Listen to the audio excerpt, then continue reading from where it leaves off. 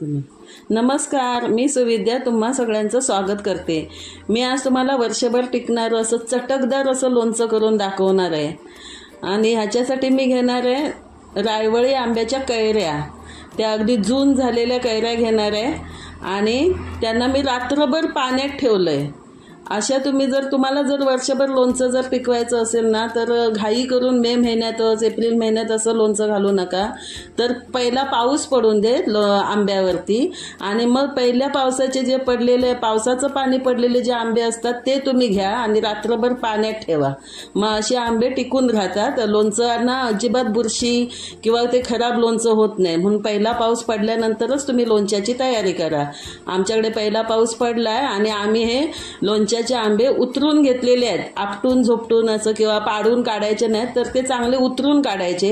त्याच्यामुळे लोणच्याचा आंबा चांगला टिकतो। लोणच्याचा आंबा घेताना आणखीन एक टिप्स तुम्हाला सांगते, ते म्हणजे लोणच्याचा आंबा घेताना लोणच्याच्या आंब्याची साल ही जाड असायला पाहिजे। असं जाड सालीचा आंबा आणि आतमध्ये किशी असलेला आंबा असा तुम्ही लोणच्याला वापरा। अजिबात खराब होणार नाही आणि खूपच चवीने चांगलं लागतं।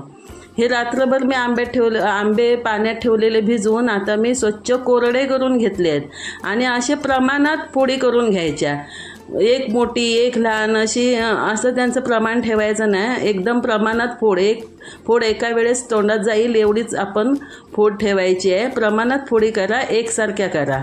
म्हणजे एक जर तुम्ही एका बाजूचं कापलात तर दोन फोडी करून त्याच्या उभ्या आडव्या अशा कापत जा। हे बघा मी कापते तसं तुम्ही कापून घ्या।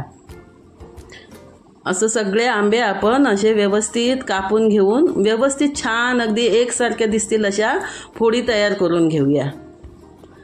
तुम्ही ही कृती बघताय तोपर्यंत माझ्या चॅनलला तुम्ही सबस्क्राईब करा, लाईक करा, शेअर करा आणि कमेंट करायला विसरू नका। असं लोणचं करून बघा, खा आणि मला कमेंट करून नक्की सांगा।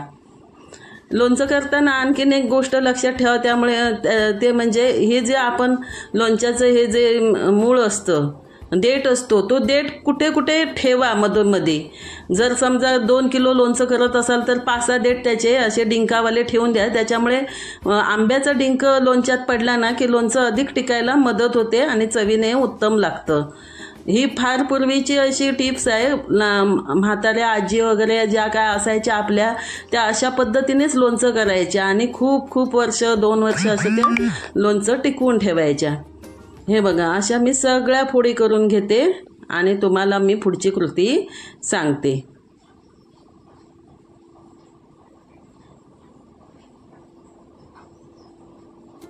हा जवळजवळ आम्ही आंबे 1.5 डझन घेतलेले आहेत। जवळजवळ 1.5 किलो ते 1.25 किलो फोडी तयार होतील याच्या। कारण आंब्याची साईज मोठी आहे आणि आंबा छान अगदी जून झालेला आहे। करकरीत असा चिरताना सुद्धा त्याचा आवाज येतोय।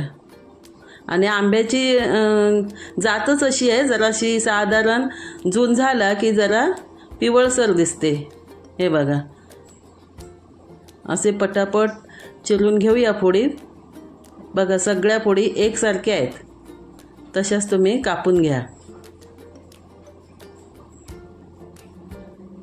ह्या सगळ्या फोडी मी एकसारख्या कापून घेतल्यात बघा। आणि त्याच्यावर मी टाकते आता जाडं खड्याचं मीठ टाकायचं आहे। खड्याचं मीठ टाकून घेतलंय मी।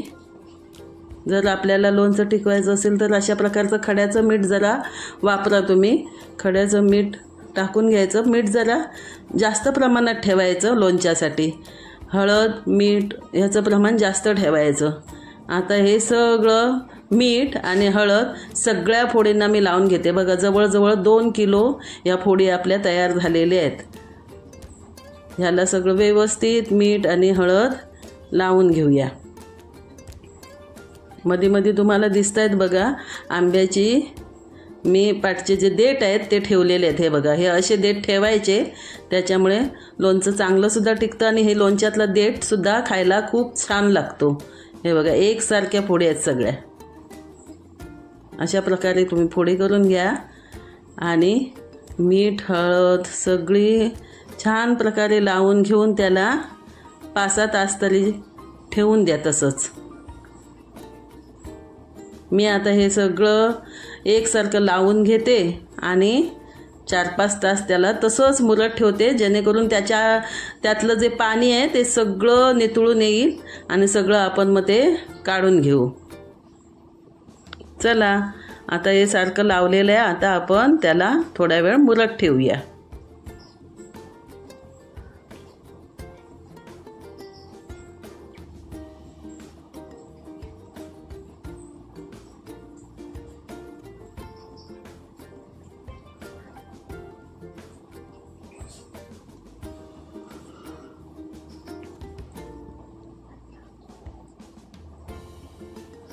आता हे मी तोपर्यंत हे तेल 1.5 किलो आहे, ते मी चांगलं उकळी काढून गरम करून उकळी काढून घेणार आहे. एक उकळी त्याला यायला पाहिजे, नुसतंच कोमट गरम करून घ्यायचं नाही. आता आपण लोणच्याच्या मसाल्याची तयारी करूया. जो खार असतो लोणच्याला त्याची तयारी करूया. मी हे 50 ग्रॅम मेथी घेतली आहे आणि मेथी गरबट अशी भाजते, गरबी. खूप अगदी कडक भाजायची नाही, जास्त भाजायची नाही, जास्त हिरवीसुद्धा ठेवायची नाही. असा कलर जरा साधारण बदलला की तिला काढून घ्यायची. आता ही 200 ग्रॅम मोहरी घेतली आहे मी आणि 200 ग्रॅम मोहरीसुद्धा आपण अशाच पद्धतीने भाजून घ्यायची आहे, गरबी अशी. जास्त तिला भाजायची नाही, जास्त हिरवीसुद्धा ठेवायची नाही. जरा तडतड व्हायला लागली की काढून घ्यायची आहे. मी आता तशी जरा भाजते आणि व्यवस्थित परतून सगळी भाजून घ्या. नाही तर जर ती खाली तशीच राहिली तर ती मोहरी लगेच भाजते आणि काळी पडते.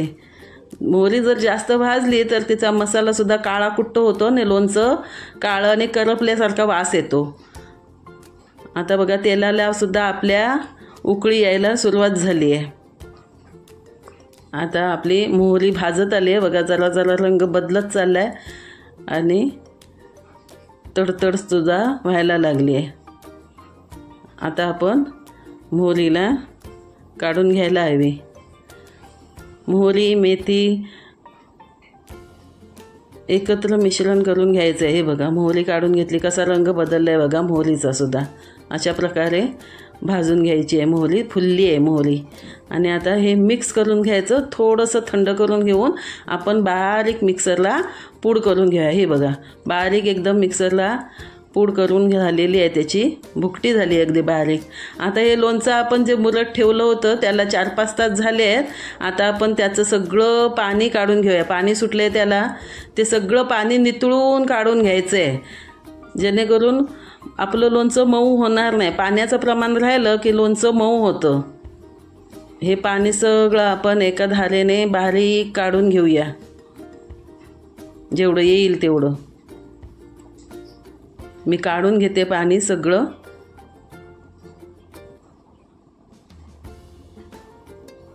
बघा, संपत आलं. आता लोणच्याचं पाणी संपलं आहे, जरासं कुठेतरी असेल तेवढं चालतं. आता हे मोहरी आणि मेथीची जी आपण पूड केली होती बारीक, ती मी वरती टाकून घेते.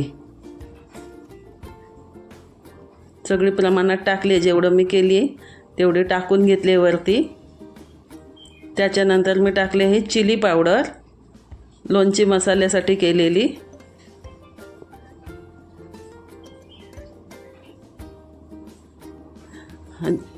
चिली पावडरच टाकायची आहे, आणखीन टाकायला हवी. चिली पावडर म्हणजे मिरचीची पावडर. जर तुम्ही घरगुती लोणचं घरात करत असाल तर मिरची आणा, ती सुकवा आणि सुकवल्यानंतर आतलं बी काढून टाकायचं, न भाजताच पावडर करून घ्यायची लोणच्यासाठी. ती उत्तम प्रकारे अगदी लाल रंगसुद्धा येतो आणि छान तिखट चटकदार अशी लागते सुद्धा. आता मी ह्या तेलात सुद्धा हिंग टाकून घेतलं आहे.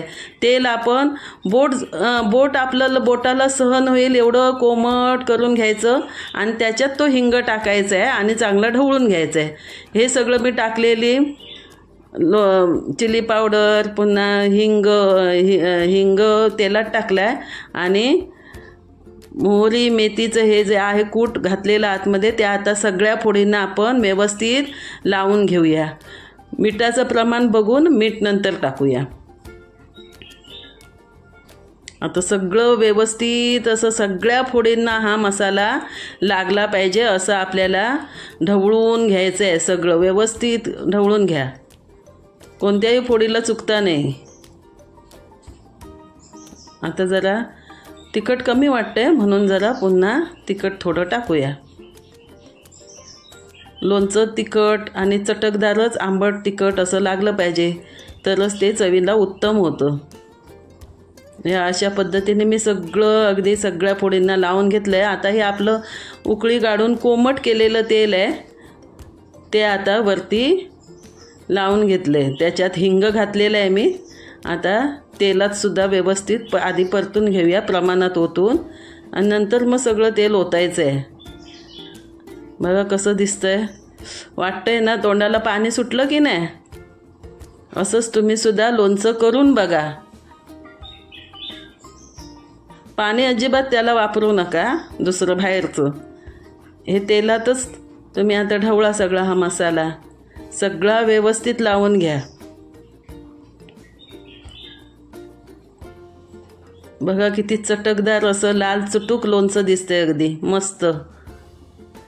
असं लोणचं झालं तर खाणाऱ्याचे 2 घास अधिकच जातील.